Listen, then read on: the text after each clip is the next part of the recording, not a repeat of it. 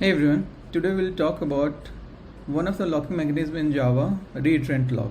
You must have used synchronize as well to lock something like methods. You can lock using, or a set of block of code you can lock using synchronize. So when a thread fails, today we'll see the reiterant lock. So in this case, when a thread fails to acquire a lock, it gets added to the waiting queue. It can be unblocked either by the thread holding the lock or by interrupting it. So in multi-threading case, reiterant lock is used. So if you are using it, you have to acquire the lock and then release it by using the unlock. Now there are two concepts in it: non-fairness sink and fairness sink.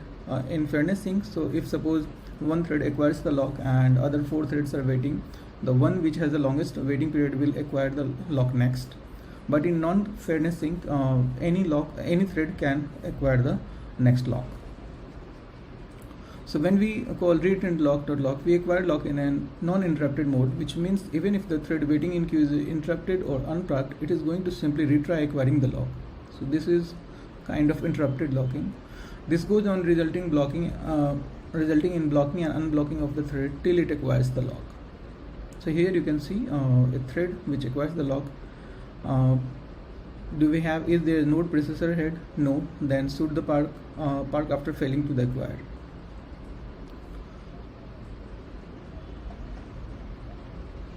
We can try acquiring lock in exclusive interruptible mode using reiterate lock interruptibly, in which case if the thread is waiting is interrupted by some other thread, it will result in interrupted exception. Thus there won't be any retry. If the thread is unprocced or as a result of release of lock, then it is going to retry acquiring a lock. So we have seen two kinds of locking mechanism: locked or interruptibly, and then the another lock. A reiterant lock is mutually exclusive lock which is similar to synchronized keyword but with some more capabilities than the synchronization. As you know, thread scheduler always try to give priority to the maximum priority threads. Sometimes it may be caused to the starvation state, but the reiterant lock assures the fairness to the threads than the synchronization. Also, reiterant lock can provide a lock to the longest waiting thread in the system.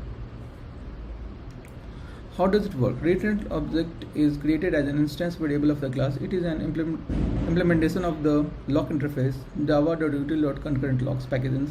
It consists of both the methods. We'll see the code block as well. Here you can see in the code block, you have to acquire the lock by using reiterant lock and then you can release it. The best way to do it is using finally, so that if in the use the try catch finally, because if something happens in the try block, so that then in that case if some exception occurs, then unlock will not happen, and that may lead to thread starvation. So that's why if we use it inside finally the unlock code, then that will make sure that the other thread will always get the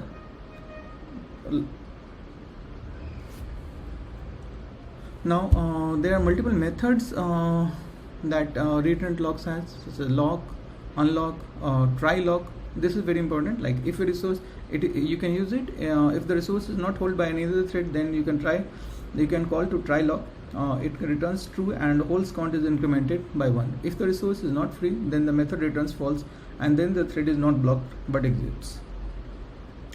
Then we have lock interruptibility. Some other threads get hold count and is held by current thread. It is a recommended practice to always immediately follow a call to lock with a try block, most typically in before or after construction, such as I said in the beginning, you can use lock before try, and the finally you can use, so that it will always be unlocked, so that you can avoid thread starvation.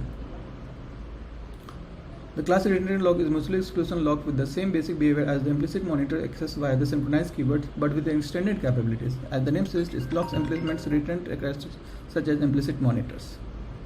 So this is about the reiterant locks today, and you can visit the code. And if you think the video is helpful, do like the video and subscribe to the channel. Thank you so much for watching.